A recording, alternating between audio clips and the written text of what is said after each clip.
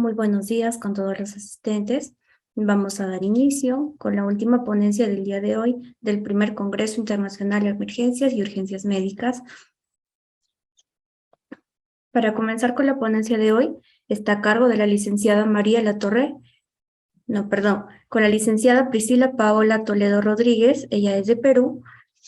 Ella es licenciada en enfermería, magíster en salud pública, especialista en cuidados intensivos, maestra, docente nacional de posgrado de la Universidad María Auxiliadora. También es maestra, docente internacional de posgrado de la Universidad Mayor de San Simón de la Facultad de Enfermería, Cochabamba, Bolivia. Ella es coautora del libro Evaluación, Monitoreo e Interpretación de Datos en el Paciente Crítico, responsable del capítulo Monitorización Hemodinámico Mínimamente Invasivo, Editorial Médica Panamericana Argentina 2020, perteneciente a la Sociedad Científica Internacional PLESI. Muy buenos días, licenciada. Bienvenida. Le damos pase para su exposición. Buenos días. Gracias por el pase. Saludar a la comisión organizadora del Consejo Regional 11 de Huaraz. Gracias por la invitación. Bueno, vamos a compartir pantalla. Por favor, me avisan si se puede ver la presentación. Sí, licenciada. ¿Sí? Ok, bueno. Ya lo dijo usted, pues soy licenciada en enfermería, pertenezco a la unidad de cuidados intensivos del Hospital Nacional Guillermo Almenara. A partir de mi experiencia es que vamos a compartir un gran tema. Vamos a hablar sobre drogas vasoactivas en los pacientes con shock séptico. Y bueno, quienes trabajamos en las diferentes hospitales, en los diferentes lugares de cuidados críticos, llámese emergencia, llámese unidad de cuidados intensivos, sabemos que los pacientes que nos ingresan a la unidad críticamente enfermos, con inestabilidad hemodinámica, obviamente son aquellos pacientes que requieren del uso de drogas vasoactivas. Sabemos que la primera droga de elección en estos momentos es la noradrenalina. Y bueno, porque todos hacemos uso de esos consensos, el último consenso, Sepsis 3, ¿no? Del 2016, la actualización del 2018, y en la actualización del octubre del 2021, pues también dice lo mismo.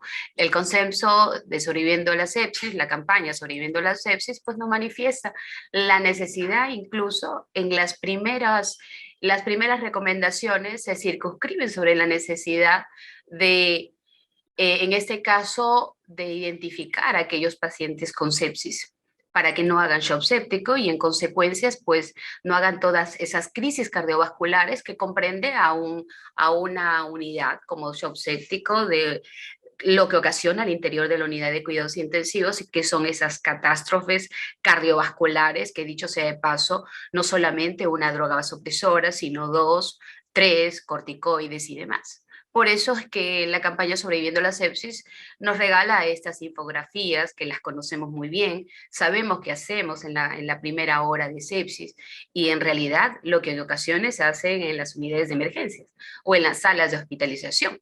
Identificar a los pacientes con sepsis para evitar que lleguen a shock séptico, bueno, traduce sobre el inicio de, en este caso, ¿no?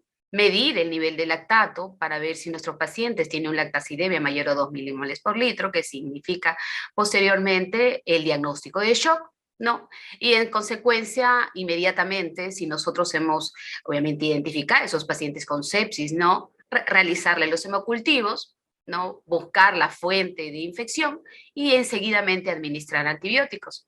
Como quiera que sea, esto en simultáneo, nosotros ya a ese paciente tenemos la indicación médica de administrar por vía endovenosa justamente, ¿no? Los fluidos, a razón de 30 mililitros por kilo de peso, cuestionado porque independientemente de la indicación, pues la administración de fluidos es sin duda la primera medida terapéutica frente a los pacientes con fracasos circulatorios. Probablemente 30 mililitros por kilo de peso en pacientes que llegan a nuestras emergencias o que llegan a nuestra unidad con un probable cor pulmonar probablemente no sea la medida. O posiblemente sean pacientes probablemente con otro diagnóstico, con shock, sí, un shock séptico de punto de partida abdominal o un sangrado, etcétera, pues 30 mililitros por kilo de peso al cabo de las 3 horas resulta insuficiente. Entonces, esa situación relativa son las situaciones en las cuales hablar de monitorización hemodinámica, buena significa no tener algunas pautas que a continuación vamos a poder describir. Entonces, si los fluidos no han permitido mejorar signos de hipoperfusión tisular, la administración de vasopresores pues resulta obviamente inminente. Entonces, frente a estas situaciones, esta es la situación en las cuales la campaña Sobreviviendo la Sepsis hace una situación de bastante urgencia, hace una situación indefectiblemente importante y en las cuales nosotros nos vemos manejando porque sabemos que todos los efectos deleterios que puede causar no solamente la administración de fluidos, una reanimación hemodinámica, que es la que se hace en las emergencias, sino que no solamente se trata de una edema o de pulmón, sino un edema generalizado. En consecuencia, estas infografías creo que los conocemos todos y en la medida que obviamente internalicemos cada una de estas situaciones, nosotros vamos a poder circunscribir adecuadamente un manejo adecuado de nuestros pacientes críticos. Al menos intentamos hacerlo porque manejar un paciente con shock séptico, que es uno de los tipos de shock que ingresan a nuestras unidades de cuidados intensivos, en lo particular, pues alrededor de casi el 25 al 40% son los pacientes que tienen una alta mortalidad. Entonces, pero lo que quiero justamente con esta presentación es que no nos olvidamos de una situación bastante singular. El sistema cardiovascular tiene una principal función, la de ofrecer, ¿no? Como dice ahí en la pantalla, un aporte continuo de nutrientes, sustratos oxidativos, principalmente oxígeno. Pero la situación en el contexto de shock séptico, en los distintos fenotipos de shock, nace a raíz de esa pérdida de la independencia fisiológica entre el transporte y consumo de oxígeno, razón por la cual satisfacer las demandas metabólicas de oxígeno probablemente no se den abasto. Por eso es que el sistema cardiovascular, en su afán de satisfacer las necesidades metabólicas celulares de oxígeno a nivel de la macrocirculación, es siempre ofrecer una adecuada cantidad de oxígeno a esa célula. Entonces, lo que nosotros debemos saber es que no solamente los fluidos, que son los que, como dice Gustavo Ospina en sus diferentes conferencias, cuando hablan acerca de la fluidoterapia, ¿no? Implican una serie de situaciones correlativas. Uno administra fluidos porque intenta mejorar probablemente la presión de llenado sistémico, como dice Gustavo Ospina, o como lo dicen obviamente la literatura, iniciamos si queremos mejorar el retorno venoso, queremos mejorar probablemente la precarga de ambos ventrículos y con eso obviamente mejorar el gasto cardíaco y sobre todo llevar oxígeno a esa célula que está ahora desprovisto de una cantidad adecuada de oxígeno y en consecuencia tratar de mejorar o restablecer la respiración celular. En consecuencia, eso es lo que nosotros debemos sostener. Ahora, todas las actividades terapéuticas frente a los pacientes críticamente enfermos con inestabilidad hemodinámica, con shock, con sepsis, debiéramos no solamente integrar esta relación de sostener, obviamente, una variable numérica, una presión arterial media superior a 65, sino debemos garantizar si justamente estamos llevando con esa presión arterial media de 65, estamos llevando en realidad, ¿no? Ofreciendo una mejor circulación de la microcirculación, es decir, observar el terreno de la microcirculación también es una de las, obviamente, actualmente es una de las formas de monitorizar a aquellos pacientes críticamente enfermos, obviamente que tienen drogas vasopresoras, más aún cuando no solamente tienen una droga vasopresora, sino dos, porque sabemos que pueden alterar el terreno de la microcirculación y siempre estamos viendo con el afán de realizar y tratar de que nuestras intervenciones terapéuticas generan una coherencia hemodinámica con el último fin de estar monitoreando ese terreno, insisto, de la microcirculación que tiene consigo obviamente una gran responsabilidad sobre la verdadera estabilidad hemodinámica que tienen nuestros pacientes clínicos. Entonces, sin olvidar eso. Ahora bien, nuestros pacientes con shock, independientemente de los 4 fenotipos, ¿no? Una monitorización al interior de las unidades de emergencia, una monitorización al interior de las unidades de cuidados intensivos, una monitorización al interior de una sala de operaciones resulta clave la identificación desde el punto de vista clínico, bioquímico y a través de la gasometría arterial y venosa, tener esos valores como el GAP de CO2, el cociente respiratorio, que vendría a ser el GAP de CO2 entre el contenido arterial venoso de oxígeno, y si esa ecuación matemática, ¿no?, resulta más allá de 1.8, nosotros podemos decir que efectivamente eso condice con una lactacidemia superior a 2 miliequivalentes por litro, a 2 milimoles por litro, y en consecuencia pues estamos frente a un paciente con shock. Ahora, los escenarios de acidosis metabólica necesariamente tienen que estar. Otro indicador en este caso de hipoperfusión tisular, como la saturación venosa central de oxígeno, que es lo más rápido, una extracción de muestra en este caso el lumen distal de un catéter venoso central, seguramente nos puede ayudar para ir identificando, insisto, identificando si el paciente efectivamente está en esa etapa de shock franco, y a partir de ahí empezar a delimitar en qué situación nos encontramos, es decir, con qué tipo de fenotipo obviamente nos encontramos. Luego de la analítica, si vemos hay un punto infeccioso, que vemos una leucocitosis con deviación izquierda, entonces probablemente este paciente necesita estamos enfrentando a un paciente con shock séptico. Más aún con el aumento, ¿no?, en la fase de optimización que se hace en la unidad de cuidados intensivos, ya con drogas vasopresoras, y esa alternativa de administrar drogas vasopresoras de manera precoz, al menos en mi experiencia, nos está resultando favorable. El paciente llega a la unidad de cuidados intensivos, sabemos que una de las fases dinámicas de shock, obviamente que se ha realizado en la emergencia, implica pues no solamente una reanimación agresiva de fluidos, en consecuencia nosotros en la unidad de cuidados intensivos establecemos al paciente, ¿no?, estabilizamos al paciente y en consecuencia hacemos la otra fase de optimización hemodinámica, donde ya recibimos al paciente con una infusión de droga vasopresora, que posteriormente a la ecocardiografía realizada por el médico, luego de la cual él haga un diagnóstico muy rápido de qué fenotipo nos encontramos, y en consecuencia trabajamos y instalamos, insisto, una droga vasopresora, la titulamos y efectivamente pues nos circunscribimos sobre ese escenario también de presión arterial media superior a 65, pero insisto, siempre mirando justamente estos resultados que nos traen consigo acerca de la gasometría arterial venosa y poder ir monitorizando después de cada actividad terapéutica cómo se está resolviendo el GAP de CO2.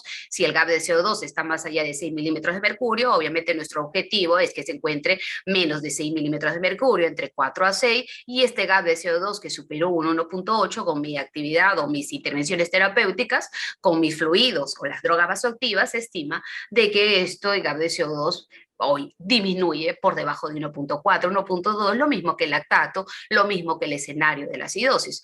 Eso en el mejor de los casos. Ahora bien,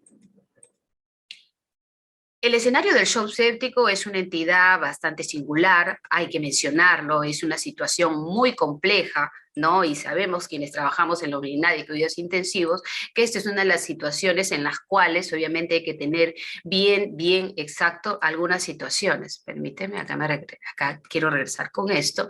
Entonces, desde el punto de vista de la fisiopatología del shock, donde estas situaciones hay alteraciones de la microcirculación y sobre todo, ¿no?, la anulación de la función del glicocáliz celular, se hace pues se hace una alteración de la microcirculación y en consecuencia una situación muy identificada con todas estas alteraciones de la microcirculatorias. Finalmente, este endotelio vascular o glicocáliz celular obviamente se centra en ser una situación proinflamatoria, de la activación de la cascada inflamatoria, y en consecuencia nosotras vemos esa situación bastante seria, porque finalmente tendremos a un paciente con una fuga capilar extrema, un edema que no solamente, insisto, inicialmente por los fluidos es de manera pulmonar, sino es una anasarca completa, un edema generalizado, y en consecuencia esas son las situaciones que frenan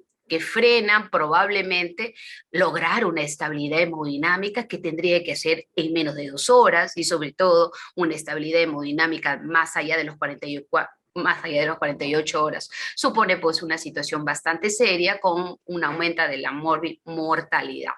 Si nosotros podemos identificar la sepsis como una difusión orgánica causada por una respuesta desregulada al huésped y la infección, llegar a un paciente con shock séptico donde esas alteraciones microcirculatorias pueden incrementar la mortalidad, el uso de los vasopresores sin lugar a dudas implica obviamente ese escenario de shock, ¿no? Entonces ya el uso de los vasopresores implica shock y en consecuencia pues nosotros trabajamos en esas condiciones. Ahora bien, hay una de las situaciones, tenemos una situación de shock séptico con el uso de drogas vasopresoras y el tema de la situación de la falla multiorgánica solamente es cuestión de tiempo en la medida que no hayamos resuelto adecuadamente este shock. Entonces, es una tarea bastante peculiar en las cuales obviamente circunscribe, como les dije inicialmente, ¿no? Una situación bastante compleja en las cuales nosotros deberíamos de combinar una situación bastante extrema de muchos conocimientos sobre el manejo adecuado de los pacientes con shock séptico. Esa situación que nosotros hemos ido mejorando ha sido a raíz que hemos visto ese lugar de la microcirculación a través del cambio de los objetivos hemodinámicos. No nos hemos quedado monitoreando presiones arterial media con el uso de los vasopresores, intentando aumentar el gasto cardíaco, mejorando ese volumen sistólico, con ello llevar oxígeno obviamente a la célula y favorecer, como les decía inicialmente, favorecer la respiración celular y en consecuencia, sino que además estamos monitoreando con el uso de drogas vasopresoras y además dentro de la unidad de cuidados intensivos seguir administrando reto de fluidos y con ello monitorizar otro de los variables de hipoperfusión tisular, la saturación venosa central de oxígeno, que hoy nos puede aproximar, porque finalmente son aproximaciones que nos permiten tener obviamente una mirada al terreno de la microcirculación y el médico con esto obviamente va a determinar algunas decisiones terapéuticas que obviamente no necesariamente lo hacemos con una simple monitorización de la presión arterial media. Entonces, esta saturación venosa central de oxígeno, ahora, en teoría es la que garantizaría el equilibrio de entrega y consumo de oxígeno, bueno, en esta situación, a partir de la identificación de este transporte de consumo de oxígeno, transporte de oxígeno que no solamente tiene que ver con indicadores de flujo como el gasto cardíaco, sino con indicadores de la hemoglobina, saturación de oxígeno, presión parcial de oxígeno y un consumo de oxígeno capaz de disminuir probablemente la capacidad hipercatabólica que tiene estos tipos de pacientes con shock séptico y en consecuencia el alto consumo de oxígeno va a ser disminuido porque el paciente va a estar en ventilación mecánica, va a estar probablemente sedado, analgesiado y si tiene que estar relajado lo estará, siempre con el fin de disminuir justamente ese alto consumo de oxígeno que tiene este paciente hipercatabólico y en consecuencia vamos a disminuir ese estrés fisiológico al shock inminente. No solamente disminuimos temperatura a través de ese paciente está en shock séptico, tiene fiebre, manejamos la fiebre y posiblemente, obviamente, disminuimos la extracción de oxígeno a este paciente que obviamente tiene una disponibilidad de oxígeno, un suministro de oxígeno cada vez más disminuido.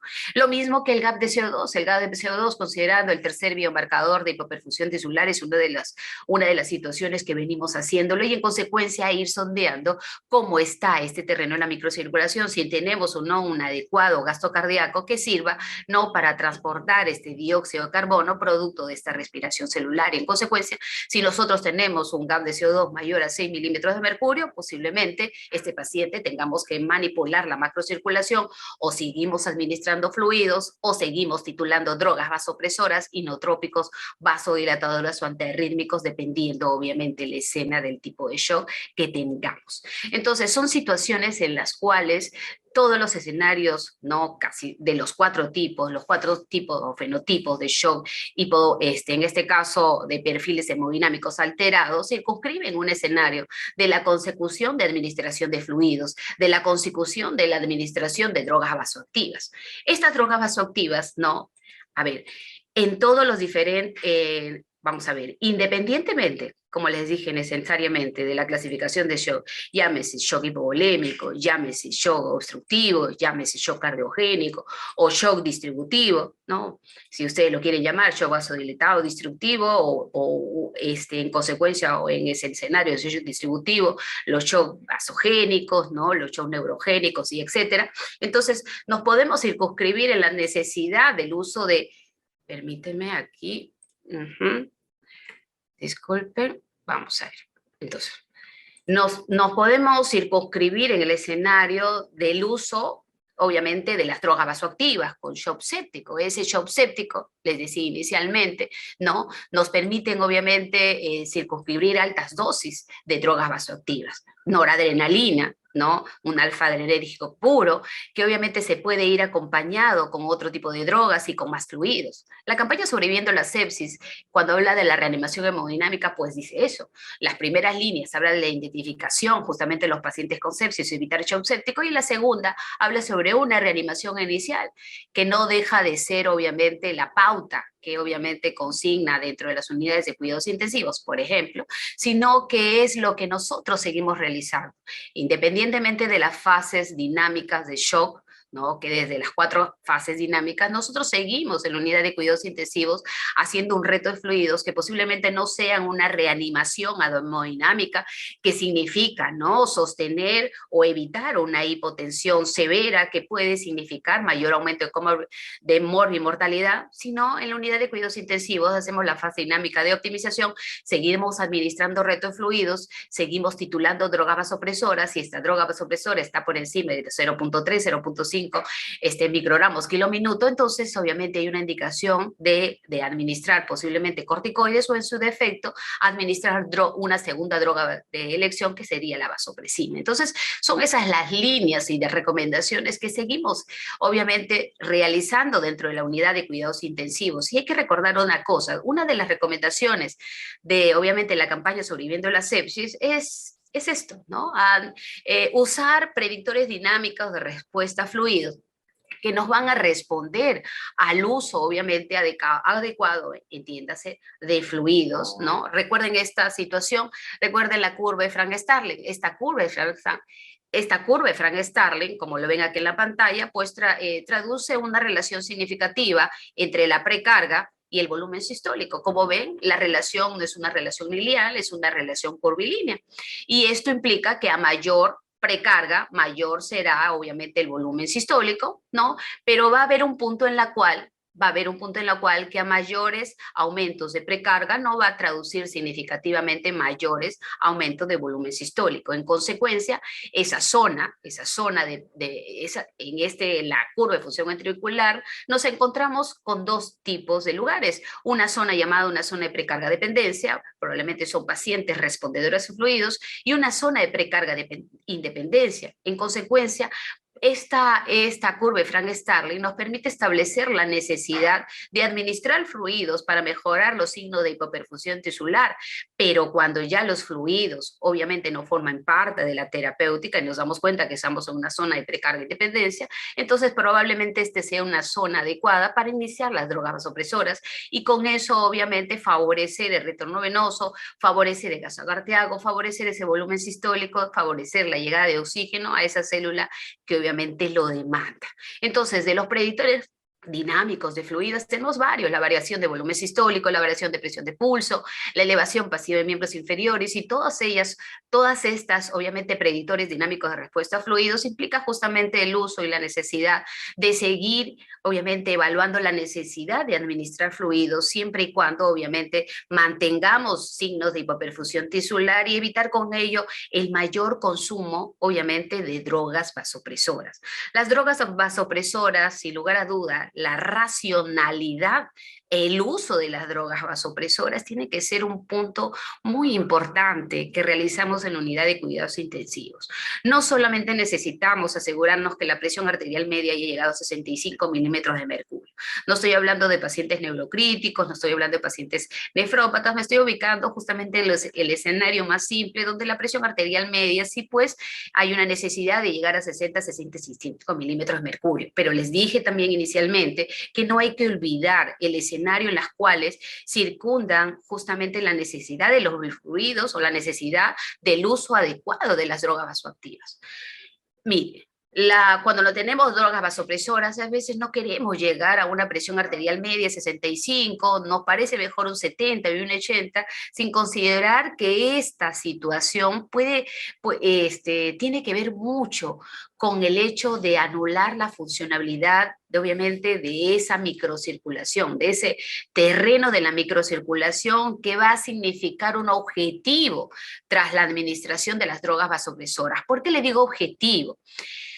Cuando hablo sobre el objetivo y el uso adecuado de las drogas vasoactivas, hablo sobre la no necesidad de mantener, obviamente, siempre con las drogas vasoactivas sin el poder titularlo cada hora, cada día y mucho menos varios días, porque hay que decir concretamente, somos enfermeros intensivistas, ustedes médicos intensivistas, a veces nos cuesta titular las drogas vasopresoras y en consecuencia lo que podemos ir anulando, implico, es la funcionalidad de este glicocáliz celular, cuya alteraciones justamente de la microcirculación es una de ellas el taponamiento, ¿no? Las alteraciones de la microcirculación, las alteraciones de la coherencia hemodinámica traducen sobre esta imposibilidad de hacer cada vez más, más prudente el uso de las drogas vasopresoras. No justo utilizar drogas vasopresoras sin la necesidad de ir viendo, insisto, este terreno de la microcirculación que puede ir dañando cada vez más el glicocáliz celular y con esto, obviamente, la necesidad de tener siempre, obviamente, titulado estas drogas vasopresoras. Entonces, de las distintas drogas vasopresoras, obviamente tenemos los objetivos claros, ¿no? Que es mejorar la presión arterial, ¿cierto? Mejorar el gasto cardíaco y sobre todo mejorar la perfusión tisular, y yo hablo con mucho más razón, hablar y no olvidarnos cómo está esa oxigenación tisular, cómo afianzar ese terreno de la microcirculación, garantizando, insisto, esa respiración celular que nuestros pacientes críticos necesitan para mejorar el proceso de su enfermedad, llámese indistintamente de los diferentes fenotipos de shock. Ahora bien, cuando nosotros hablamos de las diferentes drogas vasopresoras, y aquí he querido mostrarle, obviamente, justamente de esta foto, ¿no? Y nosotros sabemos que una de las drogas de elección que nosotros utilizamos al interior de las unidades de cuidados críticos es la noradrenalina. Acá, por su efecto, obviamente tiene un efecto vasopresor alfa-adrenérgico puro, ¿no? Una moderada, ¿no? Es un moderado agonista beta, por lo cual el efecto inotrópico es moderado, no es tan potente, y esto permite aumentar la poscarga y en consecuencia el gasto cardíaco. Bueno, a estas situaciones justamente la necesidad de administrar drogas vasopresoras pasa por estar observando aquellas situaciones que tienen que ver con arritmia y con isquemia, y cuando nosotros hablo de utilizar prudentemente las drogas vasopresoras, hablo porque cuando aumentamos más la poscarga tenemos la posibilidad de obviamente disminuir ese flujo circulatorio microvascular y en consecuencia si tuviéramos un paciente con una disfunción, por ejemplo, una disfunción miocárdica, o sea, probablemente el uso de drogas vasopresoras terminan por anular en consecuencia ese llenado o esa presión diastólica y donde justamente se irriga, en este caso, el tejido miocárdico. Entonces, creo que moderar el uso de las drogas vasopresoras, ¿no? Sin que aumente demasiado la poscarga, bueno, va a implicar asegurar justamente esa circulación a nivel miocárdico y en consecuencia tengamos una célula miocárdica, ¿no? Que nos va a seguir ayudando a superar este escenario de shock séptico. La vasopresina es una de las segundas drogas obviamente de elección, ¿no? Indicado, ¿no? Que tiene receptores beta 1 y beta 2, aumentan, es un potente vasoconstricción, aumenta la poscarga y probablemente por la forma de tener y ser un vasoconstrictor por excelencia, sin que utilicen estos receptores agronérgicos, probablemente sea la mejor idea de poder utilizarlo. Entonces, la adrenalina es uno de los fármacos que en la unidad de cuidados intensivos lo utilizamos poco. Es un paciente que viene con lactacidemia superior a 4 milimoles por litro, 3 milimoles por litro. Sabemos del hecho de utilizarlo puede aumentar los niveles de lactato sin que ello signifique que el paciente siga hipoperfundido. Y en consecuencia, esas situaciones de poder no, en consecuencia de poder no titularlo adecuadamente y sobre todo que nos confunda, obviamente, resolver o después de cada actividad terapéutica tratar de monitorearlo frente frente a esa dificultad definitivamente no es un poco la situación. Ahora, sin embargo, si tenemos pacientes con una taquicardia muy significativa, ¿no? Entonces, o una bradicardia, probablemente la adrenalina es una de las, obviamente, fármacos que nosotros quisiéramos utilizar para mejorar esa frecuencia cardíaca, esa bradicardia, que nos permiten, ¿no?, asegurar un menor tiempo de llenado diastólico y en consecuencia garantizar un adecuado flujo de sangre.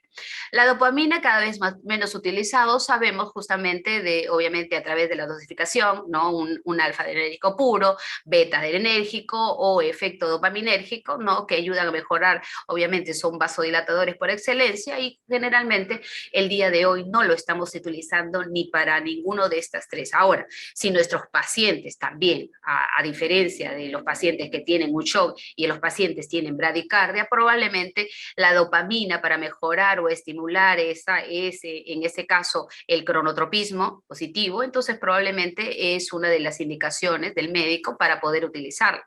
Entonces, la fenilefrina es uno de los fármacos que no utilizamos en la unidad de cuidados intensivos y obviamente sabemos que la angiotensina todavía no llega a la unidad de cuidados intensivos de nuestros países, de nuestro país, y en consecuencia pues tenemos muy poca experiencia. Entonces, de las catecolaminas, de las drogas vasopresoras, entonces, ¿de cuándo se debe asociar un nuevo vasopresor en el contexto de los pacientes con shock sóptico?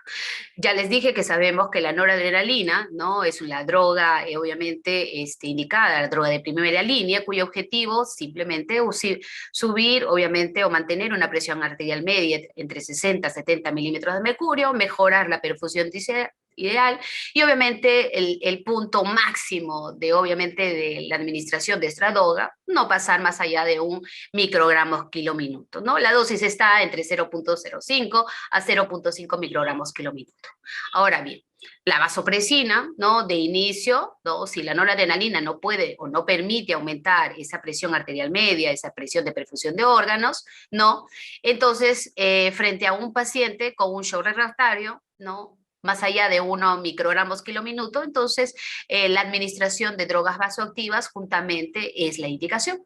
A dosis de 0.01, 0.03, máximo 0.07, en algunas literaturas 0.04, ¿no?, unidades por minuto, es la segunda. Ahora, como les dije, la adrenalina, si persiste la hipoperfusión sin hipovolemia, cuando tengamos gaso bajo y estamos monitorizando la saturación venosa central de oxígeno por debajo de 65, o un gap de CO2 mayor a 6 milímetros de mercurio, probablemente la adrenalina sea un punto en la cual sea la indicación. Entonces, ahora bien, en esta pantalla podamos ver justamente el inicio de los corticoides. Ahora, dependiendo obviamente en este caso del contexto del paciente críticamente enfermo, el médico entiende que si tenemos drogas vasopresoras y llegamos a dosis mayores, probablemente llegando obviamente a 1 microgramo kilominuto, en consecuencia en algunas situaciones el inicio de los corticoides vendrían a ser justamente la posibilidad antes incluso de la vasopresina. La vasopresina tiene sus sesgos, tiene sus limitaciones, a veces tenemos pacientes adultos mayores, en consecuencia pues el médico le indica es la combinación entre una noradrenalina, la infusión de noradrenalina y el inicio de los corticoides a razón de 200 miligramos en 24 horas, o bien 50 miligramos cada 6 horas, o obviamente nos indica preparar una infusión de 200 miligramos en infusión continua a 4 cc por hora. Entonces esas son las situaciones que pueden ir variando desde el punto de vista del uso de las drogas vasopresoras. Ahora bien, como les dije, la angiotensina no tenemos experiencia, pero bueno, eso forma parte de uno de los, justamente de las drogas vasoactivas a utilizar para los pacientes con drogas, en este caso, con shock séptico. Ahora, mire, si tenemos un paciente con shock séptico, sabemos que justamente el manejo de los pacientes terminan por de repente esta foto determinar lo que nosotros hacemos, ¿no? Le administramos justamente antibióticos, obviamente si hay un punto infeccioso, si fuera obviamente una peritonitis, el paciente ingresa a las operaciones, luego regresa a la unidad de cuidados intensivos y en consecuencia manejamos toda esa situación, insisto, de catástrofe cardiovascular, porque eso es finalmente lo que sucede. Entonces nosotros nosotros necesitamos, obviamente, una administración de fluidos vasopresores en algunas situaciones, ¿no? Tenemos probablemente una falla cardíaca por esta sepsis y probablemente la necesidad de combinar el inicio de drogas vasopresoras con hilos inotrópicos vendrían a ser justamente otra de las indicaciones. Asimismo, hemoderivados, ¿no? Ventilación mecánica, terapia de reemplazo renal, posiblemente, y cuando hablamos de las drogas vasopresoras, los que les acabo de mencionar. Ahora bien, ¿por qué les manifiesto esta situación? En esta publicación justamente de Daniel de Backer, ¿no? Y una vez instalado, ¿no? Él menciona acerca del fracaso cardiocirculatorio, las fluidos es y seguirán siendo en las diferentes publicaciones, al margen de que el día de hoy se habla de la administración precoz de la noradrenalina, todos los consensos y las publicaciones han ido circunscribiendo su atención o su manejo con una carga de fluidos. No podemos administrar drogas vasoactivas en un escenario de, obviamente, de hipovolemia, mucho menos en un paciente que esté depletado ese espacio intravascular. Todos circunscriben su atención en la medida, insisto, de que tengamos una buena volemia, un espacio intravascular, obviamente reanimado, y en consecuencia administramos las drogas vasopresoras. Esto en el contexto de la fase de rescate. En la fase de optimización, cuando persiste obviamente signos de hipoperfusión, le seguimos administrando fluidos, pero le seguimos administrando ya no una reanimación agresiva con 30 mililitros de kilos de peso, 50, 15 mililitros, independientemente del tipo de paciente, sino obviamente administramos reto de fluidos, que en lo general hacemos un reto de fluidos entre 4 a 7 mililitros por kilo de peso, un punto de corte 5, no administramos más allá de 300, máximo 500 mililitros de solución, obviamente fisiológica, y en consecuencia nosotros vamos viendo si con eso mejoramos, obviamente, los signos de hipoperfusión, y con eso podemos ir asegurando la titulación de drogas vasopresoras. Insisto, dentro de la unidad de cuidados intensivos, y eso las emplazo en las emergencias, el uso indiscriminado de las drogas vasoactivas no solamente mellan sobre el terreno de la microcirculación, sino el uso moderado de la microcirculación nos va a permitir mantener indemne ese glicocálix celular, insisto, que nos permiten soportar todo este proceso inflamatorio, todo este proceso de células proinflamatorias que activan cascadas inflamatorias, que hay una situación de obviamente de probables sangrados, ¿no? Porque hay un tema de coagulación sanguínea no mejorado por la situación de shock séptico, y en consecuencia esa es la situación en la cual nosotros como enfermeros intensivistas tratamos de asegurar siempre el reto de fluidos, ¿no? Asegurando que obviamente tengamos una adecuada perfusión tisular y con el fin de ir titulando cada vez menos. Si la administración precoz de las drogas vasopresoras fue nuestro objetivo, inmediatamente de las 2 a 3 horas o cuando tengamos la estabilidad hemodinámica, podemos ir titulando drogas vasopresoras, no con la administración de fluidos o independientemente de eso, siempre evaluando justamente a los pacientes que pueden responder a fluidos. Ahora, la respuesta de estos pacientes, ¿no? Respondedor a fluidos en las primeras 24 horas, lo dicen las diferentes, obviamente, investigaciones, los pacientes son respondedores a fluidos. Posiblemente después de las 24 horas podrán ser respondedores a fluidos, pero nosotros no manejamos la situación en el segundo día si seguimos administrando reto de fluidos. Paramos las primeras 24 horas, las primeras horas de administración de reto de fluidos, y en consecuencia podemos administrar drogas vasopresoras, insisto, reto de fluidos o retos de mini fluidos para evitar justamente la sobrecarga hídrica que tiene que ver con un edema generalizado. Ahora, las infusiones de inotrópicos seguirán siendo obviamente una situación de uso, sí. Les decía anteriormente que la combinación de una droga vasopresora con un inotrópico en el contexto de los pacientes probablemente con falla cardíaca post-shock séptico sin lugar a dudas, se da. Ahora, en el contexto de un paciente con shock cardiogénico, definitivamente. Entonces, siempre, obviamente, asegurando que la presión arterial media supere los 65 milímetros de mercurio, pero sobre todo, asegure, obviamente, asegure signos, unos resultados adecuados, ¿no? De evitar esos signos de hipoperfusión tisular. Ahora, la fase de estabilización o desescalamiento constituye además en todo momento ir retirando las drogas vasopresoras, ir retirando las drogas inotrópicas y sobre todo solucionando esa situación de balances hídricos muy acumulados, sobre todo muy positivos. Y en consecuencia, eso es lo que nosotros obviamente seguimos obviamente realizando dentro de la unidad de cuidados intensivos. Ahora, independientemente de la fase dinámica, obviamente de los shock, ¿no? De la fase de rescate y donde nos encontramos en la unidad de cuidados intensivos en la optimización, nosotros tenemos objetivos claros. Dentro de la fase de optimización tenemos un objetivo claro de ir promoviendo la disponibilidad de oxígeno celular.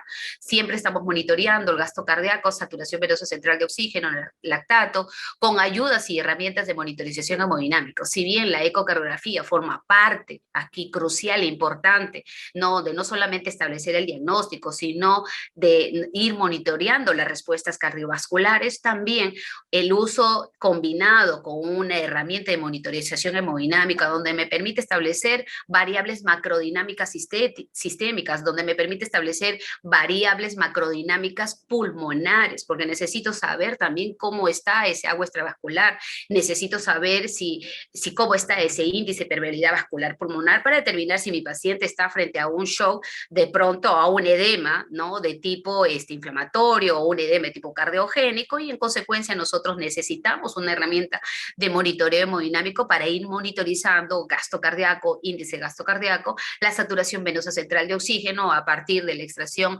obviamente, de una muestra de sangre por ese lumen distal, y en consecuencia ir en todo momento monitoreando ese gap de CO2 en las primeras horas, ¿no? En este caso ¿cómo se llama? De la atención del paciente crítico, y en consecuencia también ir viendo cómo va a través de las intervenciones terapéuticas el lactato, o como le dije inicialmente, el cociente respiratorio. Ahora, todas estas fases dinámicas, en este caso las fases dinámicas de shock, bueno, son utilizadas no solamente con objetivos tan claros como les dije, sino que la resucitación de fluidos a través de las diferentes estudios de investigación terminan por el abordaje inicial y el hecho del objetivo de obviamente evitar estas fallas multiorgánicas y efectivamente evitar la muerte. No podemos mantener una hipotensión arterial porque eso aumenta justamente los índices de morbimortalidad. Entonces, los retos fluidos, los que sí se realizan en este caso, los que sí se realizan en la fase de optimización, justamente consolidan el manejo adecuado de los pacientes con shock. Ahora, tiene que estar siempre basado con objetivos claros, los objetivos clínicos, los signos clínicos de hiperperfusión. Siempre estamos monitoreando el tiempo llenado capilar, siempre estamos monitoreando, obviamente, las gradientes de temperatura si lo hubiera, o en la coloración de la piel. Entonces, con criterios clínicos, con criterios bioquímicos, como obviamente el lactato, el cociente respiratorio y los hemodinámicos a través de la presión arterial media. Entonces, en todo momento, tras la administración de retos fluidos, tras la administración de drogas vasopresoras, estamos viendo eso. No es obviamente, no es en consecuencia, todos sabemos que a veces el uso de drogas vasopresoras con el afán de mantener una presión arterial media, empezamos a titular drogas vasopresoras, noradrenalina, que vaya más allá de 0.5 microgramos kilo-minuto, y en consecuencia nos encontramos con un paciente con acrocianosis, una paciente con una cianosis distal bastante serio, y en consecuencia podemos implicar obviamente estar olvidando monitorizar adecuadamente a los pacientes con drogas vasopresoras. Ahora, administramos, por eso quise colocar que durante la fase de administración, de la fase de optimización, ¿seguimos administrando fluidoterapia? Sí. Si persiste la hipoperfusión, sí seguimos administrando drogas vasopresoras. Si hay sospecha de volemia, también. Si el paciente es respondedor a fluidos, también. Nosotros hacemos uso, obviamente, de la variación de volumen sistólico, la variación de presión de pulso. A veces, si es que no tenemos una herramienta de monitoreo, hacemos con la ecocardiografía, elevamos los miembros inferiores, y en consecuencia el médico nos dice, a partir de justamente esas variables que obviamente tiene tienen en la ecocardiografía que es un paciente respondedor a fluidos y en consecuencia seguimos administrando fluidos a nuestros pacientes. Entonces, no es, obviamente, en este caso, no es cierto que no administramos en la unidad de cuidados intensivos fluidos. Seguimos respondiendo, pero bajo esta premisa. Y aquí por eso no solamente vemos el paciente respondedor a fluidos, insisto, si no hay un agua extravascular superior a 2 milimoles por 10 mililitros por kilo de peso, definitivamente nosotros estamos administrando fluidos frente a esta situación de los pacientes con shock séptico. Ahora bien, durante la fase de desescalamiento, y lo dicen todas estas publicaciones, y queda consignado en consecuencia que los balances hídricos, ¿no? Obviamente no fluidos, endovenosos, solo nutrición enteral. Nosotros hay balances hídricos negativos, ese es nuestro objetivo. Administramos furosemida, sí. Hay indicación de administrar, obviamente, estos diuréticos.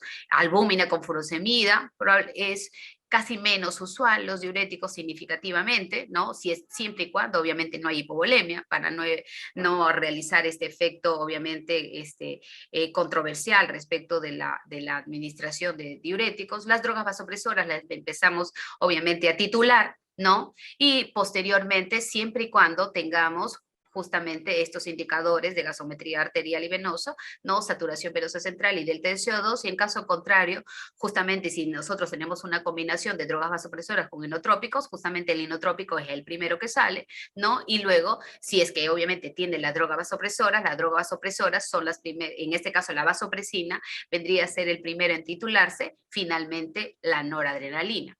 Y en el caso de los inotrópicos, como yo les digo, primero, en caso contrario, independientemente del tipo de shock, ¿no? Si fuera un shock mixto, si fuera un shock séptico propiamente dicho, en consecuencia nosotros titulamos las drogas vasopresoras hasta el final. Si fuera un shock cardiogénico, en consecuencia nosotros a veces utilizamos inicialmente drogas vasopresoras, noradrenalina, y seguidamente de obviamente la dobutamina, y al diferencia, cuando nosotros ya tenemos una estabilidad hemodinámica, signos claros de perfusión tisular, vamos retirando la noradrenalina, mantenemos las drogas inotrópicas y en consecuencia ese vendría a ser un poco el contexto del uso de las drogas, en este caso de las drogas tanto vasopresoras y en combinación con algunas drogas inotrópicas. Ahora bien, luego de iniciar, luego del inicio temprano de la noradrenalina, como les decía, que es lo que venimos ejerciendo, o practicando o realizando con nuestros pacientes críticos en la unidad de cuidados intensivos, ¿no? Evaluamos en todo momento si persiste la hipotensión y hipoperfusión, valoramos la estabilidad y valorar siempre la perfusión tisular, reevaluar siempre frente a cualquier descompensación, si está descompensado, evaluar la persistencia del déficit de volumen intravascular, si debemos evaluar la presencia de depresión miocárdica, siempre estamos frente a esta situación, con la consecuencia administración de drogas inotrópicas, y frente a los pacientes con shock refractario, como les dije inicialmente, administramos obviamente una infusión de 200 miligramos de hidrocortisona en solución fisiológica en 100 mililitros. Ahora bien, creo que esto lo reconocemos todos, ¿no? Y es una situación por la cual nosotros hemos venido realizando. Ahora, 5 razones para el inicio temprano de la noradrenalina en pacientes con shock séptico, creo que ya queda y se está instalando cada vez más en el equipo, obviamente, de los pacientes que atienden a los pacientes críticos. Ahora bien, ¿previene la hipotensión severa y prolongada? Definitivamente sí, ¿no? Previene la hipotensión. Sabemos que las hipotensiones arteriales aumentan la muerte y mortalidad. Por eso nuestros médicos de la emergencia o las salas de hospitalización obviamente hacen una reanimación agresiva de fluidos con el fin último de evitar la hipotensión arterial. Ahora, la administración temprana, ¿no?, de noradrenalina incrementa el gasto cardíaco a través del incremento de la precarga o contractibilidad. Yo les quiero enseñar esta pantalla. El rol de los vasopresores en la presión de llenado sistémico fue una situación bastante importante. Nos vamos un poquito a la fisiología. Nosotros sabemos que el gasto cardíaco depende del retorno venoso. Y sabemos además que el retorno venoso tiene tres situaciones en las cuales obviamente se maneja, ¿no? El retorno venoso está en función a esa presión de llenado sistémico, a esa presión, está en función a cómo funciona la presión de la aurícula derecha y las resistencias venosas hacia el tono vascular. Por eso que cuando nosotros tenemos un paciente con shock séptico, administramos fluidos y administramos drogas vasopresoras. Ahora, cuando administramos fluidos, en nuestro intento de mejorar ese volumen intravascular, lo que hacemos e intentamos es generar una presión parietal de ese compartimento, obviamente vascular, en este caso el lecho venoso, ¿no? Y de esta manera, ¿no? Con esa, tratando de generar más presión, ¿no? Parietal sobre estos vasos, mejorar la presión, mejorar, en este caso, el retorno venoso y con eso mejoro en este caso la precarga de ambos ventrículos y con ello mejoro el gasto cardíaco, mejoro el retorno, mejoro el volumen sistólico y con eso llevo mejor oxígeno a las células. Eso obviamente es teoría y eso es lo que supuestamente realizamos tras la administración de fluidos, pero eso es en el mejor contexto. Tenemos a un paciente con shock séptico y probablemente esa situación es la que nosotros tenemos que obviamente estar siempre monitoreando. O sea, teóricamente se intenta realizar eso, por eso es que nosotros la primera medida terapéutica es administrar fluidos y restaurar ese volumen intravascular con ese objetivo. Ahora bien, sabemos que además los pacientes que ya no son precargas dependientes, tenemos que administrar los drogas vasoactivos para evitar justamente esa resistencia vascular pulmonar, para evitar justamente ese edema de pulmón inicialmente.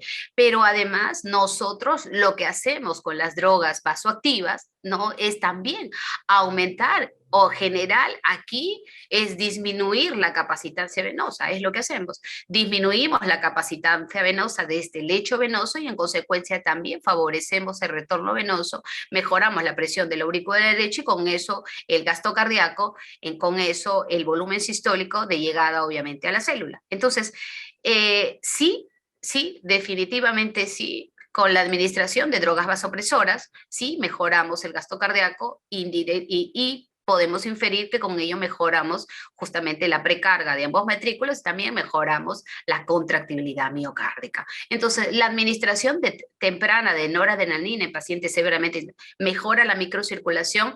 Yo creo que lo que acabamos de mencionar, sí, trabaja sobre el tema, trabaja obviamente sobre la situación de la microcirculación. Sabemos que cuando hablamos de coherencia hemodinámica, sabemos que las arteriolas no tienen, obviamente, en este caso, receptores adrenérgicos y se pueden favorecer, obviamente, de ese flujo microcirculatorio, tratando de aumentar siempre la poscarga y llevar con eso una adecuada microcirculación. Pero lo que en este caso, los capilares, pero las arteriolas sí tienen, en este caso, receptores adrenérgicos y allá un poco la situación para ir viendo si de verdad podemos asegurar el terreno de la microcirculación. Los diferentes estudios de investigación los solventan, lo constatan y en consecuencia nosotros administramos drogas vasopresoras de manera prudente y podemos decir que justamente a partir de aquí lo que tenemos y la indicación es el uso racional de las drogas vasopresoras para evitar que justamente se anula la microcirculación. Si hacemos una vasoconstricción excesiva, obviamente influenciamos sobre el flujo sanguíneo microvascular. Entonces, en consecuencia, podemos decir que sí, mejora justamente obviamente la hipotensión arterial de los pacientes críticamente enfermos y en consecuencia mejora la oxigenación tisular. La administración temprana de noradrenalina previene la injura por sobrecarga de volumen, claro que sí. Nosotros no administramos reto de fluidos así indefectiblemente cada vez que vemos que el flujo urinario ha disminuido o que la presión arterial esté baja, no. Titulamos drogas vasopresoras y con ello obviamente implica la no necesidad de seguir administrando fluidos si es que no lo necesita. Ahora, la administración temprana de noradrenalina mejora estos resultados, definitivamente sí. En consecuencia, yo creo que el uso de las drogas vasopresoras de manera racional es una de las situaciones que debemos justamente aumentar como objetivo principal, ¿no? Para evitar justamente la anulación del flujo microcirculatorio, la anulación de ese, en este caso, de ese endotelio vascular, insisto, que nos permiten asegurar un buen proceso de la enfermedad a aquellos pacientes con shock séptico. Es lo que quería compartir con ustedes. Si tienen alguna pregunta, gracias.